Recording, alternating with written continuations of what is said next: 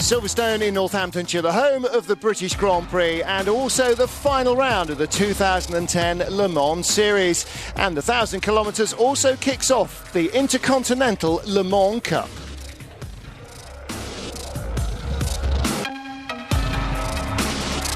But the brand new Grand Prix layout now boasts even more overtaking and racing opportunities.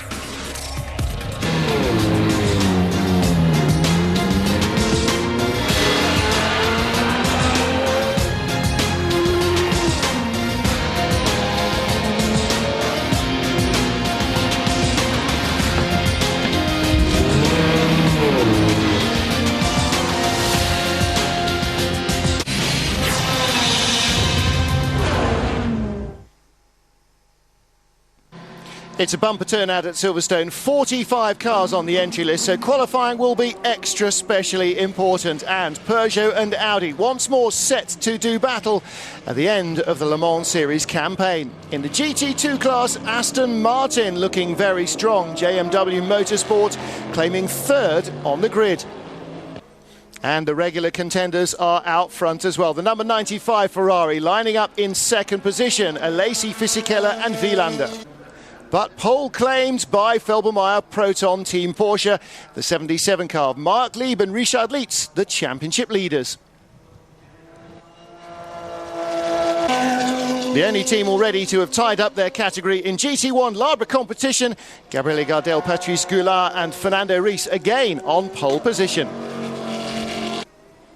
In the expected battle in the LMP2 category, a surprise team in third place from Great Britain, Team Brooke Laddie, with Karim Ojay, Tim Greaves and Tor Christian Ebersvik. In second place, former champions Kiefel ASM from Portugal, Miguel Amaral, sharing his car with Olivier Pla.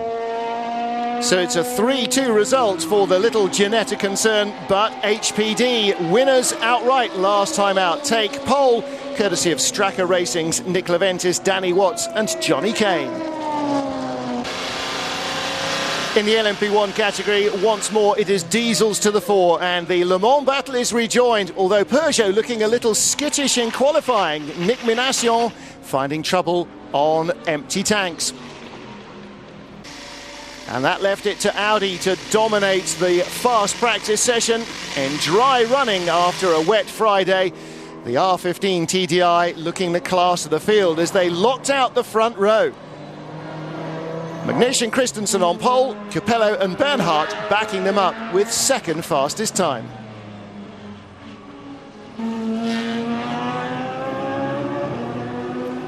For Alan McNish, it was a welcome return to form at Silverstone. I like the circuit, I have to say. The new part I think will be very good for racing. It definitely suits our Audi. We were quick right from the start on Friday morning. Even when it started to rain, the car was still good, the balance was consistent. And that's something that we've worked hard on, because in Le Mans spec, even although we won Le Mans with a 1-2-3, the car was still a little difficult to drive. And so now I think we're in the right area.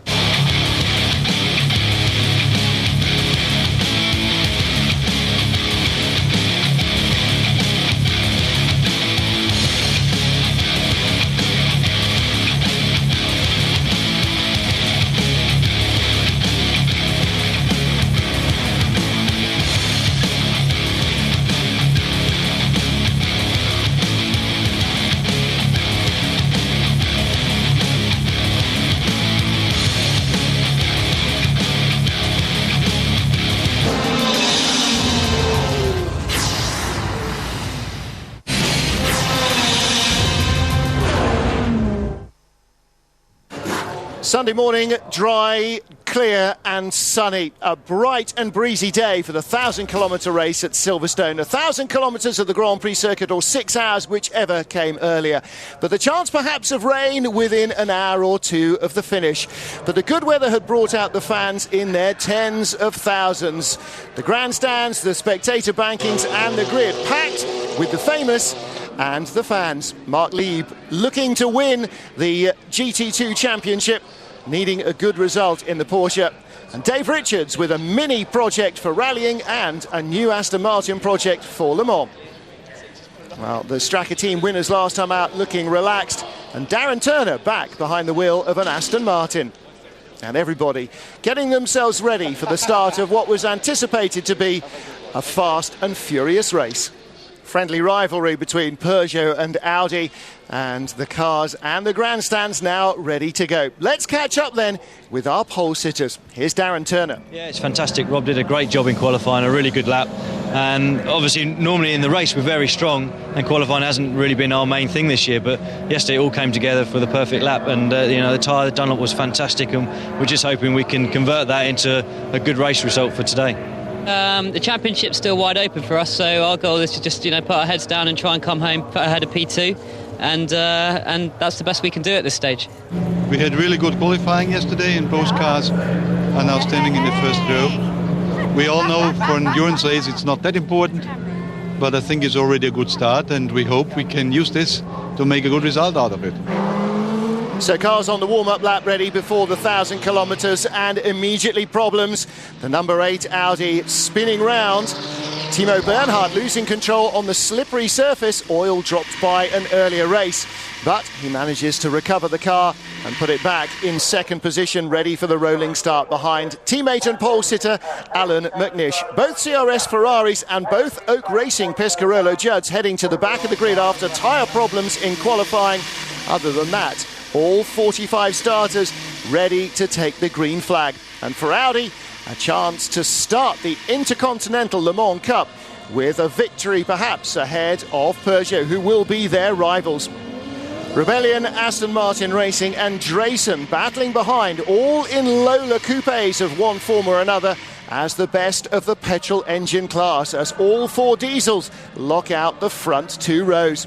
So, air horns blaring, fans straining and teams nervous in anticipation. The start of the final round of the Le Mans Series gets underway. Alan McNish gets the power on early. Timo Bernhard being a little circumspect in second place, and that gives Anthony Davidson, making his first ever car racing rolling start, a chance to jump up into second place in the number 1 Peugeot. Davidson starting his first race as a driver in the start since 2008 when he raced in Barcelona for Super Aguri. He has never yet started a sports car race, and a rolling start also new for him. So full of concentration as the 45 car field sweeps through the Beckett Sesses and down the Hangar Straight for the first time. McNish with a lead and a battle for third place. Bernhard in the second Audi under pressure from the Oreca machine of Nicolas Lapierre, the multicoloured Peugeot, looking for third immediately. And Bernhard on colder tyres, seeming to struggle a little than he did early on in the qualifying period on Saturday. Well, after wet weather on Friday ruined a lot of free practice running, some of the teams still with a little to learn about their cars at Silverstone, but McNish is off into the distance, a home race and a chance to win for him. Battle behind the green car of Johnny Cocker, the Drayson Racing entry that has been running on bioethanol in the States, inside the top half dozen on pure petrol this weekend. And there's the best of the petrol cars. The Rebellion Lola just ahead of the Lola Aston Martin 009, started by Stefan Mucker. But it looks as though McNish and Davidson are going away, top half dozen together, and a second battle behind the second Rebellion car, the number 12 of Neil Yarni. Behind him, Johnny Cocker in Paul Drayson's machine, and right behind them, the 008 Signature Plus Lola Aston Martin, Vanina X, unlike Hungary, not starting from the back of the grid, so she's already in the top 10.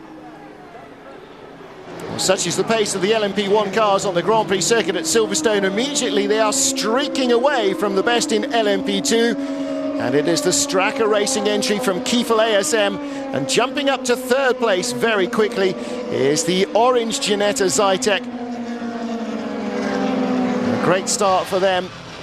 And a great start too for the Peugeot, in traffic within a few laps. And Anthony Davidson now, tyres fully up to temperature, really attacking hard. The car better under braking, it seems, than the Audi. McNish having a run through traffic that slows him. Davidson using the dirty inside line past what will be next year's Grand Prix pits, and into the lead goes the Peugeot. Well, he'd threatened for several laps, had lots of looks at Alan McNish, and finally finding his way through. Little further back, The battle in the LMP1 petrol engine class raging. 009 Aston Martin leading it. And then both Rebellion Lolas and the Drayson Lola right in the middle of a tense battle. But for Alan McNish, it was important now not to let the Peugeot get away. And similarly for Tino Bernhardt, caught out here, he had lost third place. The Oreca Peugeot slotting up the inside. So Peugeot from second and fourth, now first and third. And in both cases starting to drive away from the Audi drivers. The Audis were reporting more understeer than they had found in qualifying. And that was to be a blight on their race weekend. The car not as quick as they had expected or hoped. And Peugeot looked as though they might have the upper hand, at least early in the race. 009 Aston Martin, the better placed of the factory Lola Aston Martins, running in fifth place as top petrol car, but already losing a lot of ground to the diesels. The 007 car had started way down after qualifying problems and was fighting its way up the order in its familiar Gulf colours. But for Peugeot, in the Peugeot Sport and Oreca teams, there was plenty to look pleased about. This the moment when third place changed hands. A rare mistake in traffic, and through goes the Oreca car. Hugues de Schoenack looked as though he was going to win in Hungary, and then disaster with the number 4 Oreca car robbed him of a chance of victory. Now they have a chance perhaps to head as part of a Peugeot 1-2. Anthony Davidson really enjoying getting back behind the wheel. Coming up through the traffic, number 99, a brand new entry to the championship. Fabien Giroir's first racing organisation with Gulf sponsorship and their Lamborghini. Leaders cutting their way through the lead GT2 battle. There's the 96 Ferrari lying in third place. The pole-sitting JMW Motorsport Aston Martin in second, but AF Corsa had the lead with car number 95, started by Tony Vilander. Well, Vilander with his perhaps more famous teammates, Giancarlo Fisichella and Jean Alesi, waiting. But first he has to shake off the Aston Martin V8 Vantage of Rob Bell, starting that yellow and black JMW Motorsport machine. And Darren Turner reporting the Aston Martin is getting better and better with every outing. And that's very encouraging for the team. And at the moment, GT2 boiling down into a Ferrari versus Aston Martin battle with no sign of the Porsches. After winning outright last time out at the Hungaroring, Silverstone proved not to be very good for either the Le Mans spec bodywork on the HPD or the high downforce Hungaroring spec. So, Worth Engineering came up with a brand new body aerodynamic package in a week leading up to Silverstone, and it reaped dividends for the Straka team. They qualified on pole and leading in LMP2. Second is car number 40, the Kiefel ASM machine. And again, the former champions struggling as almost everybody else in the LMP2 category to stay with the HPD car. Third place, Tor Christian Evervik starting car number 41, the Team Brook Laddie Radical. The British team having a really good run. But drama, 15 laps into the 170 race distance. Alan McNish in an Audi. The unthinkable is happening. It is rolling to a halt. No crash damage, nothing missing. There is something mechanically wrong, and that is as rare as hen's teeth. The Scot has no option but to bail out. There will be no fairy tale home win at Silverstone for him. Well, word comes in soon, confirming what we see on the TV pictures, that the car has just lost drive.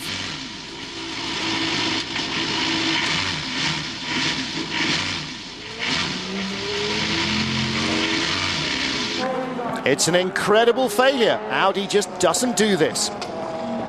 Yeah, he reported that there is no connection between engine and gearbox anymore. So we don't know exactly what the failure was, but something broke, and maybe it's the main shaft of the gearbox. Is there any reason to be a little bit worried about the number 8 car, or so far it's just for the number 7? I mean, it's the very first time that this happened. We never had it in any testing and not in the 24 hours anywhere. So it's a surprise for us, but as long as we don't see the parts, we really can't tell anything about it. Quite incredible failure for the Audi team, and that leaves just the number 8 car battling 2 Peugeots. Anthony Davidson still leading in car number 1 and setting a blistering pace in the Silverstone sunshine.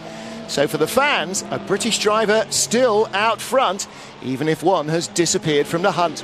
And Peugeot certainly looking very confident. Davidson saying the car much better on a heavy fuel load over the bumps than it had been on lighter fuel.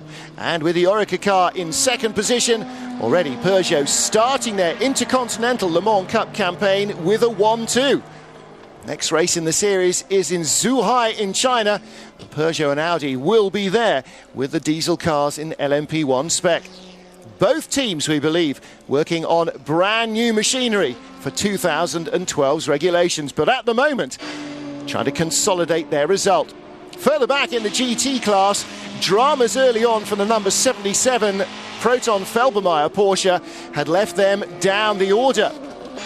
Meanwhile, the welcome return of BMW and their car coming on in leaps and bounds. It made its debut, having been built just a week before the opening race in Paul Ricard, and the team tried to develop an American spec car, a Nürburgring spec car and a Le Mans spec car have got their work cut out for them. But Jörg Müller reporting that the BMW feeling very quick and very comfortable, and certainly had the pace to move itself up into the top half dozen early on. The Felbermayr car really only needed to finish the race to confirm themselves as champions, but in a 6-hour endurance race, that's never an easy task. Other cars are often the undoing of the faster drivers. So for Mark Lieb and Richard Lietz in the 77 car, they would need to keep their eyes open. Even the Peugeot, with slippery surfaces around the track, needed to make sure it was careful in traffic. We'll take a look at this. Coming down into the flat-out Copse corner inside the number 25 RML car. Also again, just looking for a finish to clinch a championship. There's a little rub. Too many of those, and your race is over. Well, the onus is always on the faster driver to make the safe pass, but sometimes the gap closes just when you're least expecting it. Davidson, though, working his way nicely through traffic. Into the pits, meanwhile, coming one of the Rebellion cars as the first of the pit stops commence.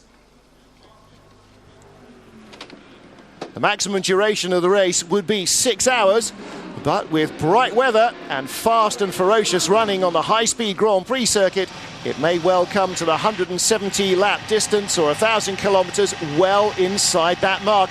And that means that fuel strategy will be vital. Mapping how far the leader is going to go for the cars in the other classes may have an effect on when they need to fuel and how they run their race.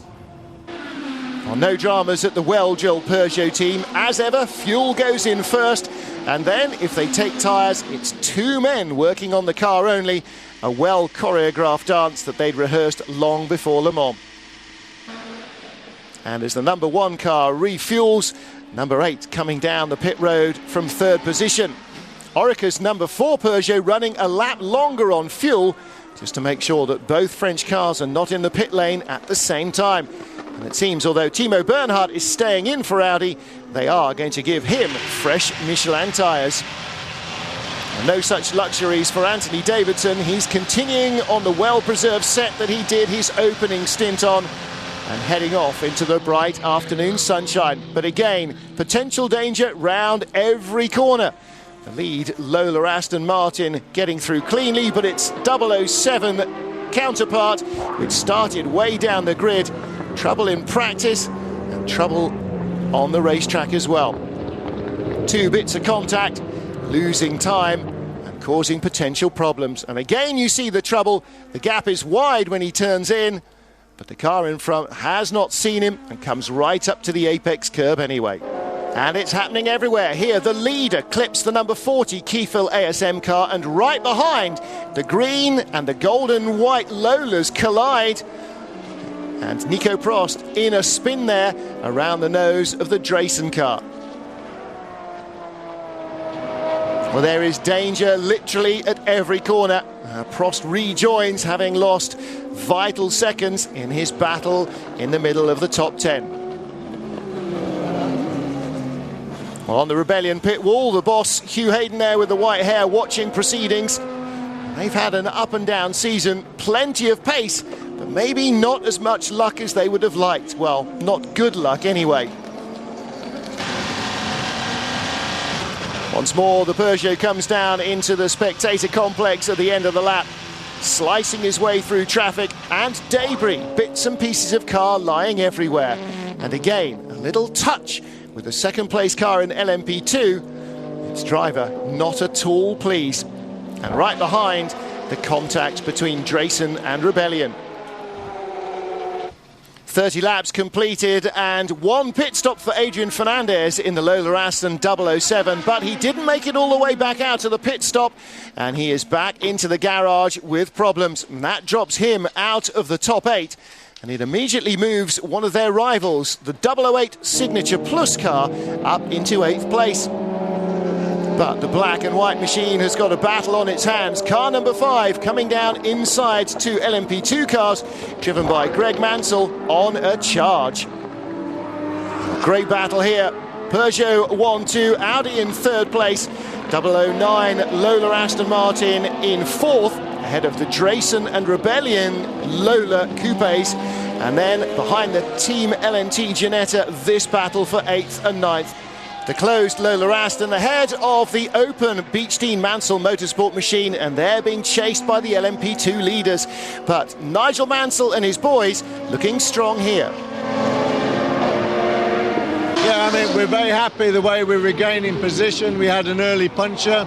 Don't ask me why, but we had another puncher, and we're now up into P8. We're going very well. We're out of sync with the pit stops, but we're coming in now this next lap for another pit stop. But the way the race is running, everyone's got to make a splash and dash at the end, so we're hoping at the end of the race it will come right for us, but we're just pushing very hard. Thank you, Nigel. The Formula One world champion once again taking on the role of nervous team boss as Greg and Leo do the racing. And after a LMP1 victory last time out in Hungary, they are full of enthusiasm for the racing, even though they've got high-speed aerodynamic problems with their Ginetta chassis. They got even more power than before from the Zytek engine, and that is pushing them into areas hitherto uncharted. They have got ferocious porpoising at the end of the straight, which is shaking their fillings and apparently their eyeballs loose as well. However, they are determined to finish their first Le Mans Series campaign on a high note at home. Greg brings the car in, hands over to brother Leo. Well, the Silverstone Grand Prix circuit full of action and excitement, and in the LMP2 class, Johnny Kane at the helm of car number 42, the Straka Racing entry that won outright historically at the Hungaroring, the first time in Le Mans Series racing in Europe that an LMP2 car has had an overall victory, and they are inside the top 10 and possibly likely to climb higher, all over the back of the 008 Signature Plus car that is in 8th position. And they are chasing the number 13 Rebellion car that's in 7th. So 7th, 8th and 9th, almost within touching distance of each other, particularly if somebody gets their braking wrong. And through all this comes the leader. Now just look at this. 3 different classes of cars in front of him, and another big tangle to try and work his way through. The GT1 leading Labra, Celine is dealt with, but the prototypes are harder. For the Celine team, the championship has already been won, but Silverstone is not going to be happy for them. They're in the pits early, and their problems will continue all afternoon. New leader in the GT2 class, JMW Motorsports, Aston Martin. The car that had led early on, AF Corsa's Ferrari for Tony Vielander, Giancarlo Fisichella and Jean Alesi, broke a drive shaft and has already had to make a 4th stop. So the Aston Martin is in front and looking strong enough to stay there. We've got a new car coming for next year, brand new car with an Aston Martin chassis, a new Aston Martin engine as well, and according to the new regulations, which is all very exciting. But also we're going to put a lot more effort now behind the GT programs as well, and GT2 is a very important class for us. Still leading in the LMP2 class is the pole-sitting number 42 Stracker Racing HPD. Here chasing 008, the Signature Plus Lola Aston Martin for 7th place overall. Their giant killing act continues, and Johnny Kane is now at the helm of the 42 car. Yeah, I think he's enjoying himself and having some fun. I think we're leading by around about a minute at the moment, so he's doing an absolutely brilliant job. I mean, he's always solid anyway. You know what you're getting with Johnny. So, yeah, it's so far so good. No trouble yet, but let's not put the curse on it too early. Well, Johnny Kane is certainly enjoying his time in the car, racing flat out with the 008 Lola Aston Martin. Great battle for position, and he dives to the inside to snatch 7th place.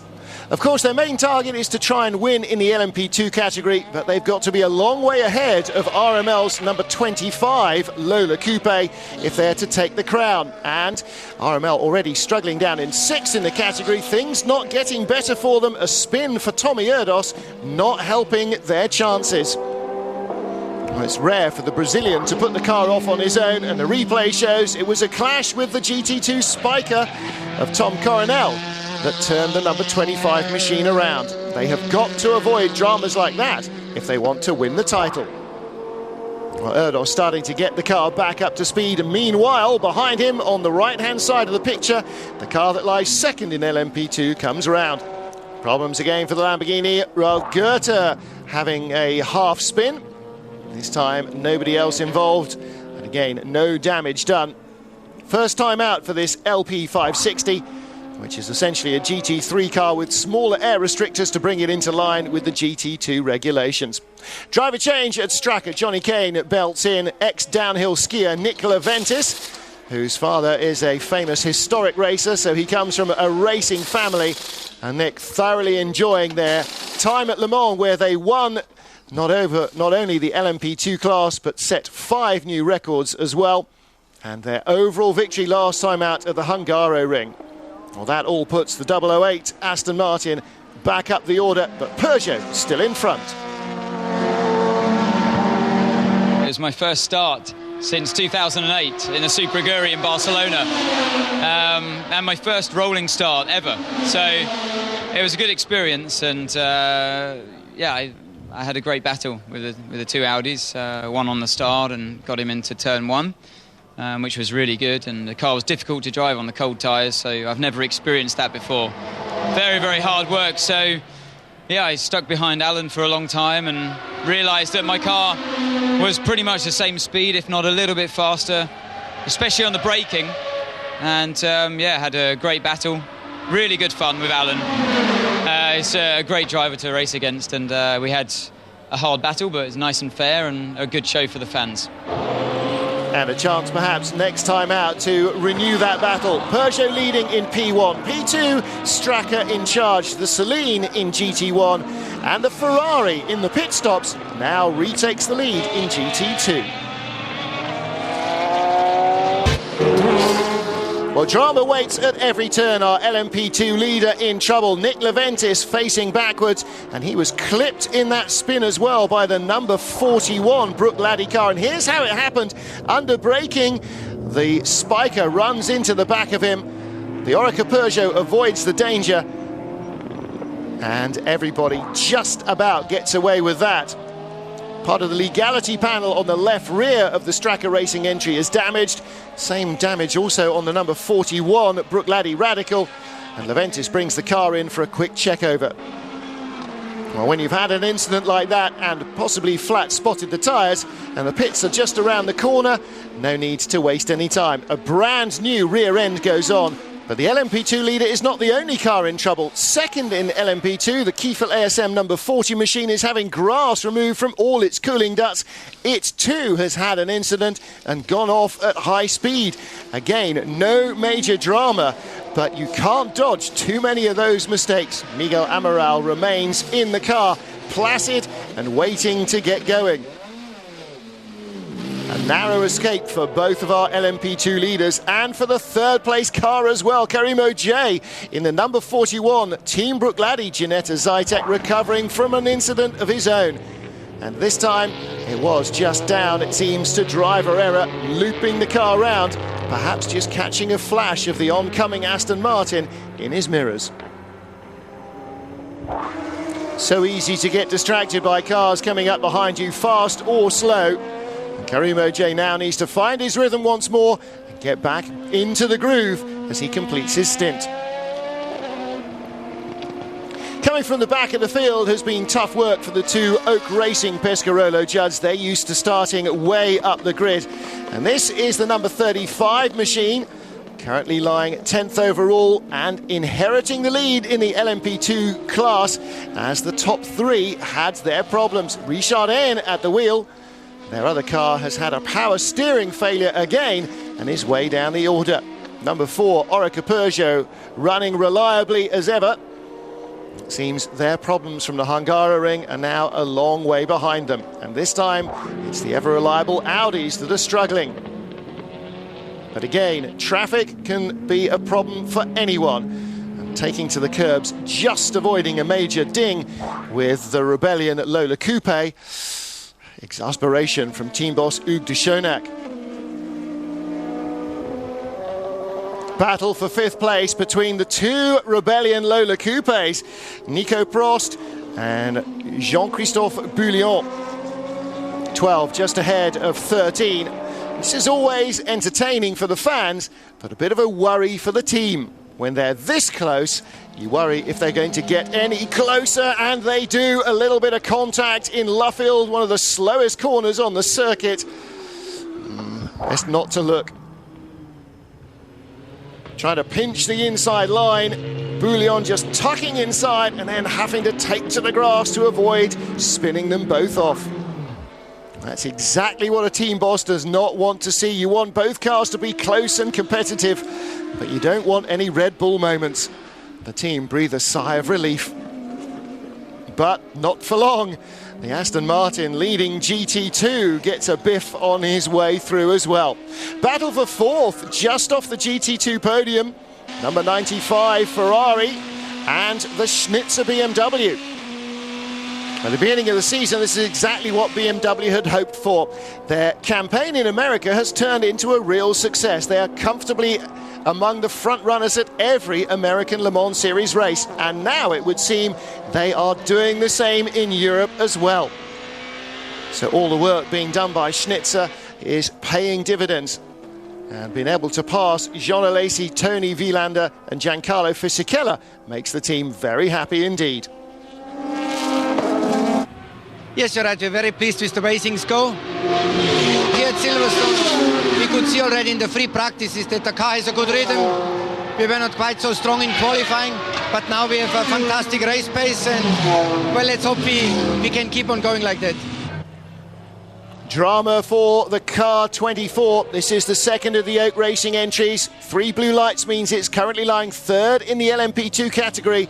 But a hand out of the cockpit, the universal signal that things are not going well, slowing down dramatically, and that is an absolute nightmare. They fought from the back row of the grid to get up into the top 3 in their class.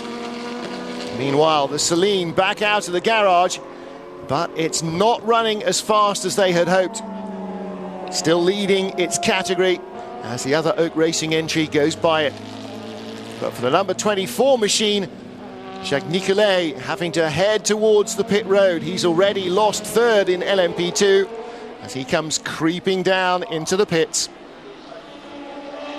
And this may be the last of the Le Mans Series races for Oak Racing, but they are also going to compete in the Intercontinental Le Mans Cup. So one campaign comes to an end for them and another starts.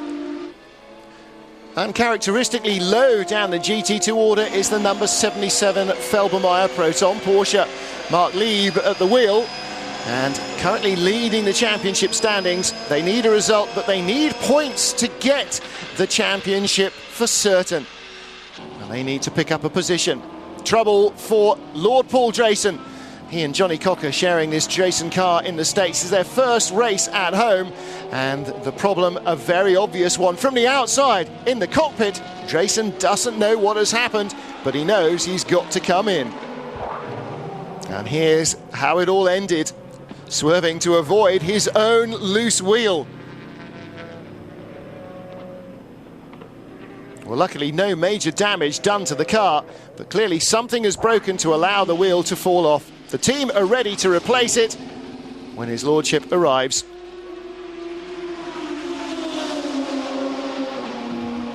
Well, it's not going to be a straightforward job. All these cars have a locking nut that needs to be fixed. All I felt was going into turn 11, which is a pretty fast fifth gear corner, and as I turned in there was a bang and the car just went straight, so I managed to get it stopped. I couldn't tell what had happened. All I could feel was there was the banging and the car on the ground. Managed to get it back to the pit slowly, and I hope that we can fix this, because we were really going well. I was really happy with the stint. The car was feeling fantastic. The Michelin tyres really working well with the car, and so we've really got to get back out there. We're loving this race. Trouble though for the BMW. Jörg Müller spinning off at speed into the gravel traps, and that may be the end of their race if they're not pushed back out onto the track. Often in Le Mans Series races, that is what happens, and it's into the fast Copse corner. There's a lot of runoff area there, but as you can see, the car that was third in the GT2 class when the spin happened comes off the road. He gets back to the pits. Jörg is always well received. Meanwhile, still out front is the number 1 Peugeot. No dramas at all for them so far. And with Anthony Davidson at the wheel, Stefan Sarrazin taking a breather. Yeah, everything looks fine, but you know, it's a long race. So in Hungary, we was in a good position and we lost the race very late. So we stay very concentrated, and the Audi is not so far behind us. So everything is going well. We need to continue like that, but it starts to rain a bit, so we need to be very careful. Well, Sarrazin looking for the driver's title. Orica hoping to claim the team's crown as well in LMP1, having competed strongly this season. But as Sarrazin said, Hungary a real disappointment for them. They hoped they could have tied everything up there, but the car just refused to cooperate no matter what they tried to do to it. However, here at Silverstone, it seems that a good talking to has done it the world of good. They lie second behind the number 1 Team Peugeot entry. Well, the expected rain has not materialised. A couple of seconds of spits and spots, but nonetheless there is still plenty of drama, and again Hugh Hayden's Rebellion team are right in the thick of it. There is the number 12 car. He's made contact with one of the CRS Racing Ferraris, and they were not alone. There was a spiker in there as well, I'm sure of it. Yes, this time dodging the action around the outside. Well, a new nose required for the Rebellion Lola, and that at least will make sure that everything is aerodynamically worthy. Well, more problems. Number 29 Racing Box Lola Judd of Luca Piri, the second car in the race to shed a wheel. This time it's the left rear, not the left front. Now he knows what the problem is. And he too makes it into the pits safely as the marshal recovers the errant spare. Lola Aston Martin up into 4th place now. Great race from Juan Barazzi, Sam Hancock and Stefan Mucker. The trio on song in qualifying, the car getting quicker in warm-up and in the race. And they are battling to be the top petrol car with the 3 diesels out front. Finding his way back on track, Jean Alesi, who's raced at Silverstone many times in Ferraris, but not in a sports car. And again, it's contact at Copse with a slower car, and that is the Formula Le Mans leader, number 44 machine. No major damage done, but again, Alesi having a salient reminder of things that can go wrong. It's been very good. Anthony did a very good double stint, and now I just finished my double stint, which was, you know, we can maintain the gap with the other Peugeot car. We've increased the gap with the Audi, and the car is running well. So it's a case of looking after the car, looking after the tires, and having a good fuel consumption. It's all going well. Yet more drama for the Lola Aston Martin 007 car.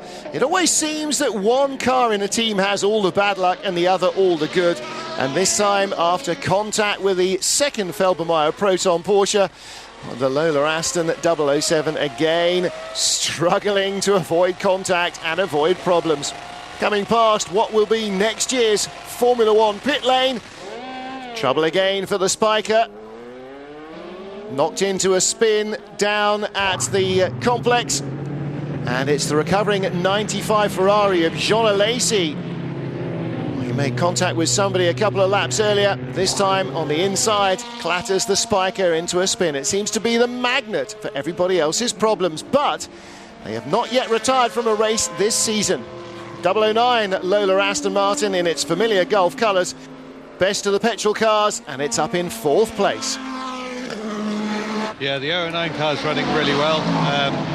So it looks like a pretty strong 4th place at the moment. We need a bit of attrition to get on the podium, but it's a long race, you never know what happens. George, it's going to be the last race here in Europe with the close car. Are you looking forward to the next prototype cars coming next year? Absolutely, yeah. Everybody's working really hard on the new car for the new project, and yes, you're right, that'll be an open car. Thanks very much. Well, Peugeot and Audi also have new plans for sports car racing. We'll have to wait and see what they are. Peugeot leading LMP1, Kiefer ASM's number 40 machine leading in LMP2. Again, it's the JMW Aston Martin that's on top in GT2, and the Celine still in charge and still going in GT1. Reliability is almost as important as speed in endurance racing, and the JMW Aston Martin has certainly shown plenty of both, qualifying on pole in the GT2 class and running strongly at the front of the field. In fact, since the problem for the number 95 Ferrari that jumped them at the start, it has only lost the class lead during the fuel stops. And this is one of those instances. Ferrari number 96 is out front until it makes its pit stop, courtesy of Gianmaria Bruni and Jamie Melo. And they are determined to put on a good battle here. Moving inside, car number 88, the second of the Felbermayr Proton Porsches. Third in the category, and running strongly again is the Pro Speed Porsche. Richard Westbrook, very quick on the Grand Prix circuit in a British GT race just 3 weeks earlier, and third in GT2. Lola Aston Martin with Frank Mayer in problems. The 008 Signature Plus car running strongly inside the top 10. It's had some great battles throughout the race, but now it's lost one with a piece of debris, and a long pit stop is on the cards. Meanwhile, in the LMP2 category, Danny Watts is back at the helm of the Stracker Racing entry, and they've got a real race on their hands. Car number 40, the Kiefer ASM entry, is keeping them honest and has retaken the lead of the category. But the graphic shows the difference. Danny Watts is slicing time out of Olivier Plat as Audi once more come in for a service. Unfortunately, one of our cars stopped, which is quite unusual for us, because I don't remember a race where we could not reach the pit lane, our pit. And unfortunately, it happened today. But now we are in position 3. The race is still not finished. We see that we are struggling a little bit because our car is a little bit too much understeering, and that was a bad surprise, because until yesterday we were quite happy about the car, and suddenly this morning we lost some of our performance, and we thought after the warm-up to have fixed the problem, but we immediately felt in the race that the problem was still there. The car has too much understeer in the fast corner, therefore is not agile at all, and that's why we are losing quite a lot in traffic, and we cannot attack as we would like, and that's why we are losing a little bit against Peugeot at the moment. Well, Audi still with an opportunity clearly to finish on the podium and a chance perhaps to catch second place. Well, there's a battle on once more in the LMP2 category. Guillaume Moreau in the black and pink Oak Racing Pescarolo Judd with Danny Watts all over him. And Watts getting a good run on the inside as Moreau was temporarily held up by the Team LNT Ginetta Zytek, the orange car of Tony Burgess, Johnny Molam and Chris McMurray. So they move into 9th position with the Straka. And the team close to its base, just a couple of miles from Silverstone, enjoying a great home race. Great home race too for Anthony Davidson. He may be driving a French car, but he is certainly being cheered on by the British fans. Little conference between Orica boss Hugues de Chaunath and Olivier Quenel at Peugeot, just to make sure there are no misunderstandings or miscues between the two French cars. And Quenel looking forward perhaps to championship victory at the end of the afternoon. Final lap for the Peugeot. Car number 1 out front and leading in the LMP1 category. Just coming up to put a lap on the Drayson Lola, which won just a few weeks ago outright in America for the first time at the fabulous Road America circuit at Elkhart Lake. A fantastic moment for Paul Drayson, who is thoroughly enjoying his return to racing in Great Britain.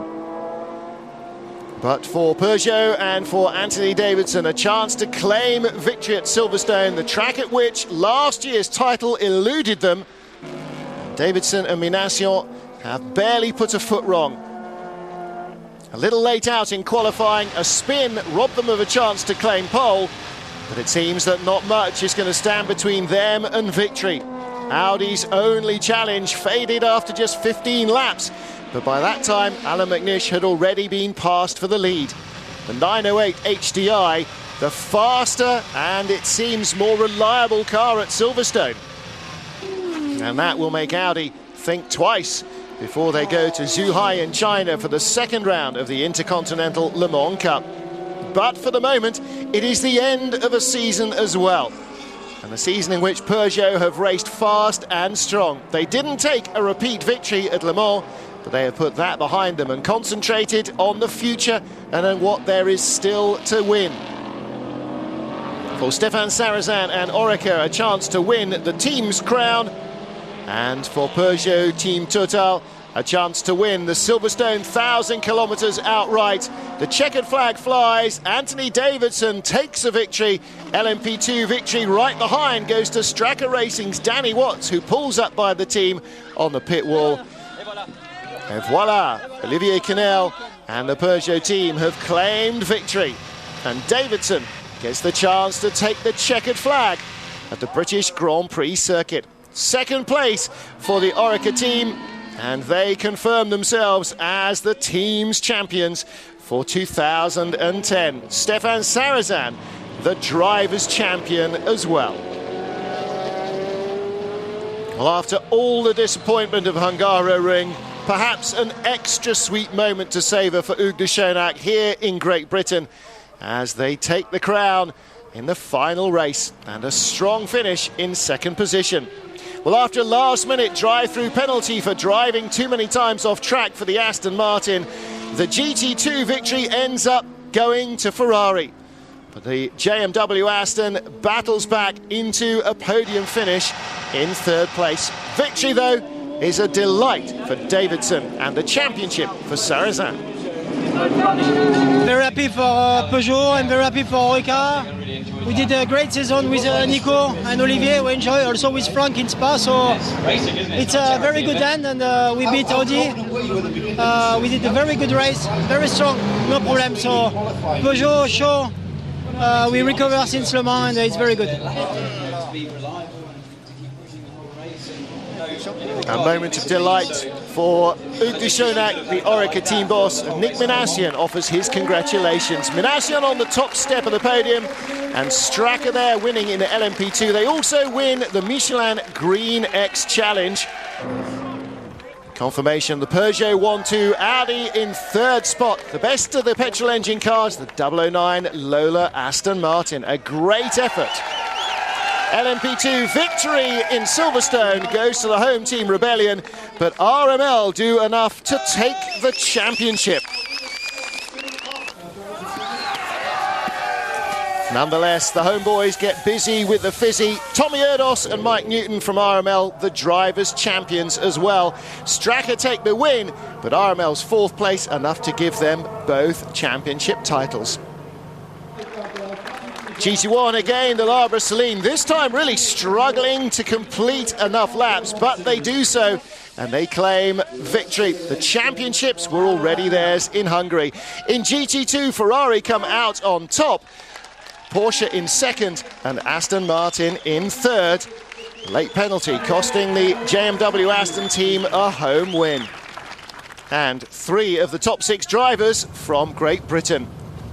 Well, the team championship went to Team Felbermayr Proton Porsche, and Mark Lieb and Richard Lietz, their drivers, claimed the driver's crown. And that is it for the 2010 Le Mans Series after a fast and furious sunny Silverstone 1,000 kilometres. But it's also the beginning of the Intercontinental Le Mans Cup. Next round, Zhuhai in China in the beginning of November. What can we expect there? Well, certainly plenty more action. We'll see you there. Until then, from Silverstone, goodbye.